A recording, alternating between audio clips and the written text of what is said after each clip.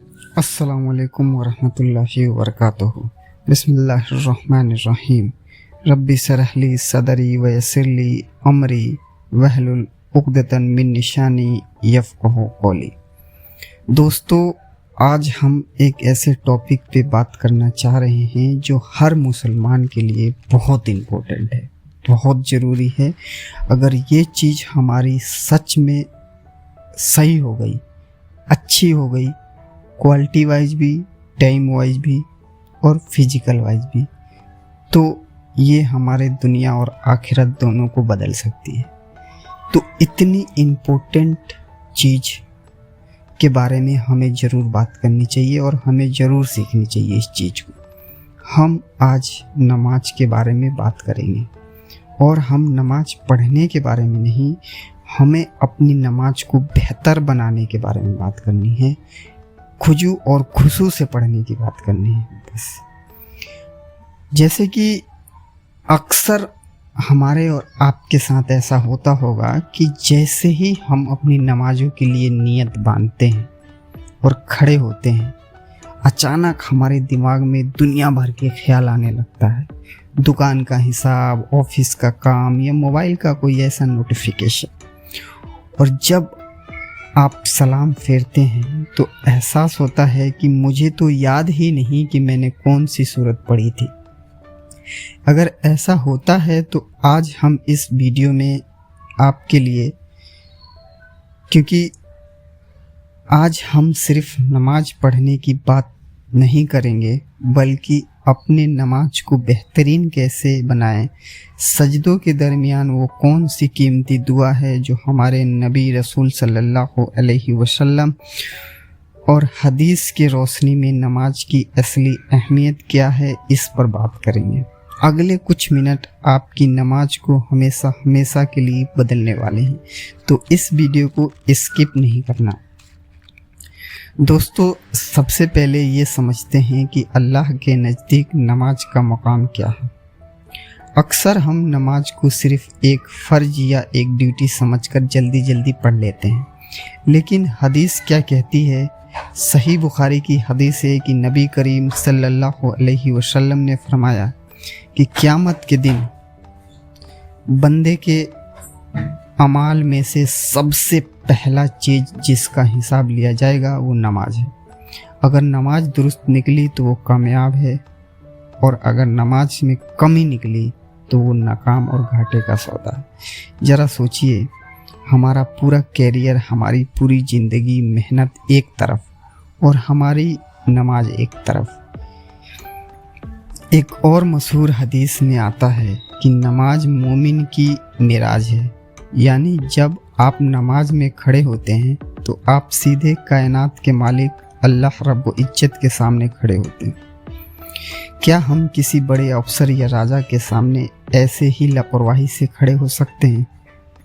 नहीं ना।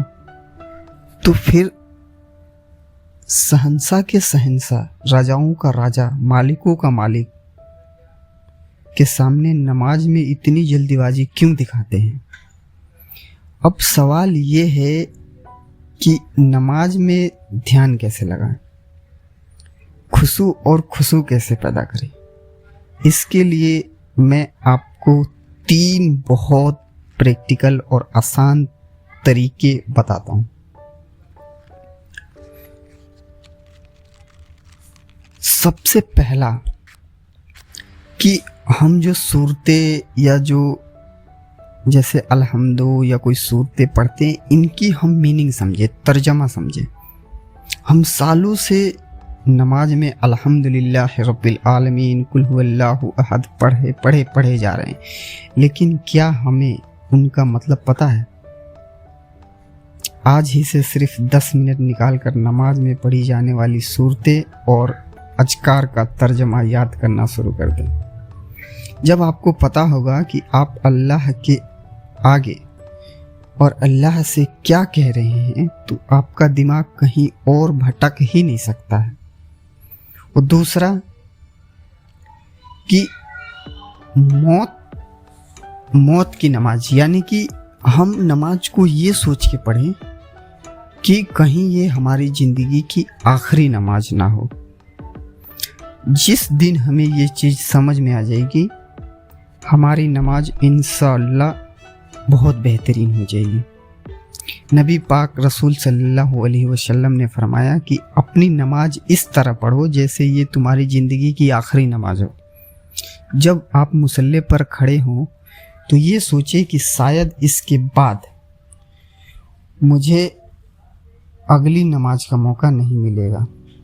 देखिए कैसी आपकी नमाजों में खुजू और खुशू आती है।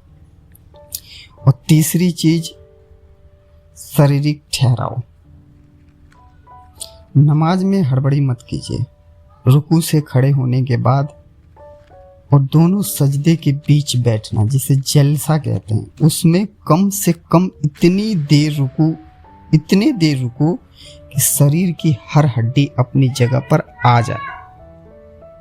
सबसे बेहतरीन तरीका है ये नमाज पढ़ने का। अब आते हैं हम उस हिस्से पे जिसे हमसे बहुत से लोग नज़रअंदाज करते हैं। सजदों के दरमियान का वक्त, जब हम एक सजदा करके उठते हैं और दूसरे सजदे में जाने के बीच जो चंद सेकंड बैठते हैं, जिसे सजदा कहते हैं, अल्लाह के रसूल सल्लल्लाहु अलैहि वसल्लम ने इस छोटे से वक्त में एक बहुत खूबसूरत और जादुई और बहुत बेहतरीन और बहुत मजबूत दुआ पढ़ते हैं। इस दुआ को हम याद करें और अपनी नमाजों में इम्प्लीमेंट करें। हमारी नमाजें इंशाअल्लाह बहुत बहुत बेहतरीन होगी इस दुआ के अकॉर्डिंग। ये दुआ आपकी दुनिया और आखिरत दोनों को संवारने वाली है।